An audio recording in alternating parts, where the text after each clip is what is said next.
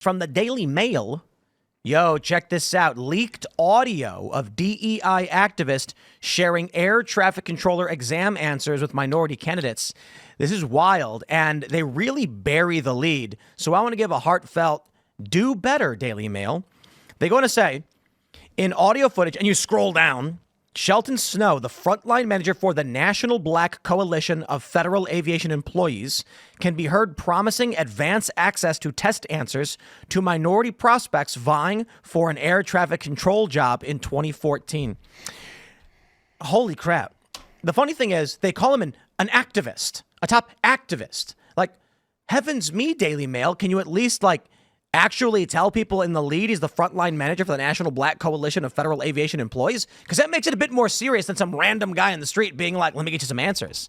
When it turns out he's part of an organization trying to advance this specifically, and then you've got leaked audio where he's basically helping people cheat, they say.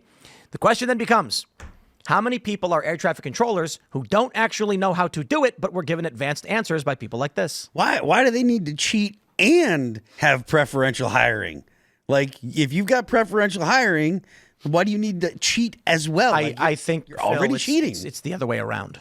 What do you mean? That despite the fact that these people are being given preferential treatment, they're still not getting in. Yeah. Right. Well, that's part of the whole merit problem. When you're just seeking out colored people in order to fill these jobs, and you're not looking at merit, you're going to have to help them out in some way in order to get them there. You can't say that anymore. It's people of color. Oh, I know there's a distinction for some reason. I haven't figured out how or why. But, I don't believe there's a distinction anymore. But it's okay because you're Native American, so you can't be racist. Yeah, see, you're a piece. There we go. I was thinking the Problem other night solved. about that. I was like, is my skin dark enough? Like all these people, like anyone going through this like color issue, like a woman of color, like, oh, it's just not colorful enough. I'm like, what is this grotesque mind racism virus thing? It's so weird. I'm quite pasty myself, but you actually have a nice pink hue. Thanks, sir. That's probably blood flow from all the caffeine I've been drinking. Maybe. Actually, caffeine constricts the blood vessels. Right. Does it like squeeze it and then make it shoot faster? No, That's how I feel constricts right it. now. So you would be less pink. I feel Unless Ian is typically just bright maybe red. it's just the red jacket and the yellow. What were you saying? Could be. The hair. Yeah. I feel like the DEI hire of this podcast right now, just surrounded by white people. Well, I'm actually mixed, so... Oh, yeah, I guess that's true. That's right. Yeah. Well, I'm half white as well, so yeah. Uh-oh. So you're only half minority. Yep. That means that past comment might get you in half trouble. I'll get half canceled. Only one side of your family, I guess. I mean, So somebody super chatted. Free Men Die Free says, if you think airline's bad, wait till you see the medical field. What did he say? Scary. Go in for a tonsil removal and come out as Caitlyn Jenner. I mean, yeah, the reality is the ultra wealthy liberal types who push these things don't have these problems. So I always just tell people, look, just go to Loudoun County. I guarantee you Loudoun County ain't going to have this problem. So, for instance, a lot of people talk about, I'll keep it vague as I can to protect people's privacy, but how like the doctors are going to say your child needs to be prescribed this medicine. I say so or else. You go to Loudoun County and they're like, literally, we don't care. You'll get the best treatment by the best doctors and you pay for it. You go to some of the poorer areas and it's all heavy DEI stuff and forced medication stuff. You go to the rich areas, ain't nobody messing around. Because as much as wealthy white liberals push these ideas in DEI, they don't want it to affect them. So you go to Loudoun County, wealthiest county in the country, and what do you find? Everything is free market. Yeah. You can go to private practice. You can get prescribed medications. Yo, the funny thing is, without, again, getting too specific, Loudoun County is the place where you go to a doctor and say, I feel like I need this medication. And they'll say, sure, here's how much it costs to come and visit. And if it's not like they're going to give you any random drug. Don't get me wrong. I'm saying like, there was a period where a lot of people wanted to get prescribed certain medications and doctors were like, we won't prescribe this for you despite it potentially treating whatever you're feeling. No, Loudoun County is the place where you're like, heard on the internet, this thing treats this thing. They're like, here you go. Pay your bill and have a nice day. Yeah, they called my hometown Pharmaceutical Falls, but it wasn't because of the doctors. It was just because of all the high school kids. Oh. There with the pharmacy. Yeah. I mean, you're rich, you get meritocracy. Although this is the thing about free market. I think It's it's not a meritocracy, though. what's that? That's not meritocracy. Well, like if you can afford it, you just get the best. You get the free market. yeah, You look for the best of the best, and that's who goes there because that's where the money is and the resources are. But free market works to a point. It's kind of like communism. Like real free market has never been tried because as soon as it can't work in mass. That's not true. It works in small scales, but as soon as it grows, you get monopolies, and then I agree that it works in small scales, but real free markets have existed.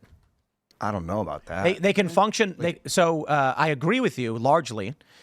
Communism works with like 10 people, where it's like 10 people on a farm, and there's no real, like, you can leave whenever you want. No one can force you to eat gruel or whatever. So 10 people on a farm being like, hey, man, I grew a watermelon. Would you like to share it with me? Sure. I also did the dishes. Easy. Communism in a large sense is like, why aren't you growing watermelon? I don't want to. Bang. That's communism. Free markets can grow a little bit bigger until they start getting regulated and getting monopolistic. Mm-hmm. But real free markets have been tried and they do function. The only problem is you get like people selling heroin to kids and then libertarians clap for it. Idiots. Yeah. And Well, script. I mean, you can see the free markets play out in places like Loudoun County where there's the actual good doctors who the rich people seek out are kind of all congregate, right? Right, Into but- one area. But it's not like Loudoun County. I wouldn't call anywhere in America a free market. So there's there's more free market than others. My point was in Loudoun County, you can get what you got to get. The doctors are going to be there and they're going to say, if you can pay for it, it's fine. And no one's going to bother or interfere. You go to the poor areas and they're like, government mandates and government grants require us to do this. So do it or else. Mm-hmm. And I mean, it would be nice to see that kind of be everywhere in the U.S. But I do feel like the people that are, we keep picking on Loudoun County, but the people in Loudoun County, they're very quick to be like, well, it's okay for us, but the poor people, they can't make those kind of decisions for themselves because they're unsophisticated. They're, the reason they're poor is because they're unintelligent, they're bad people, et cetera, whatever. And I think that kind of that attitude is something that a lot of wealthy people have. How does that lead to DEI? I must be missing a gap in something. Like, so the rich people are like, we want the best for ourselves. I don't care what color you are. Come in. You're the best doctor. You're the one. Mm-hmm. But then they're like, but everyone else that can't afford you, we got to make sure that they have a black doctor or a It doesn't woman mean No, it's everyone has to have the opportunity to be a doctor, regardless of color or background or identity or whatever. But the problem is, just because they need 50 doctors and they want to have an X amount that are, of a particular race, doesn't mean that there are enough qualified doctors of that race to fill the desired slots. So what ends up happening is they say, well, we need 50 people that are this, that are African American and have this background to be this, to be podiatrists for whatever, right? But that doesn't mean that there are 50 African Americans that are qualified that want to be podiatrists. Is it actually an official practice at companies that we have to quota certain races? Yep. Yes. That should be illegal, That's by the DEI, way. and it actually is is illegal. Okay, then it should be eradicated from business in the United States. It's not. Vote Donald Trump. Oh, wait, you did. Yeah, I did, but In the process of it right now. Right. It's That's currently what's happening. going on. But your confusion, I don't think it plays out exactly like that. I think it plays out more so that the liberals and the rich people who advocate for these policies advocate it for somewhere else. It's kind of like the way that they see the border. They should have an open border, but they don't want to see illegals in their backyard. They actually want to have them taken care of and say that they're able to vote for these policies and they're so virtuous in that way. And that's kind of how DEI has worked throughout this entire country is that you can say that you support these policies because it's a good thing and you're helping the brown and black people. But in all reality, it's always away from the rich people. It's always kind of put into place in practice in poorer areas first. Does it help minorities when planes crash? I don't think it so. I helps think they're on anybody. those planes too. Yeah, I took a plane here and Yeah. Planes be crashing a lot, huh? I don't know that you guys brought that up a couple nights ago on the show. It might just be The answer more is that yes. more cameras on it nowadays. No, we in terms of these crashes that are much more serious, it seems like there's a higher concentration at the beginning of this year than at other Dude, times. the Boeing story from last year, some whistleblower came out and was like, by the way, for the last 15 years, they've been cutting corners. The planes are not coming out high quality. And then he got assassinated. Then he got killed. He died. He was killed like couple weeks before he was going to testify before Congress about it or something. The Boeing whistleblower. Yeah, that kind of went quiet, didn't it?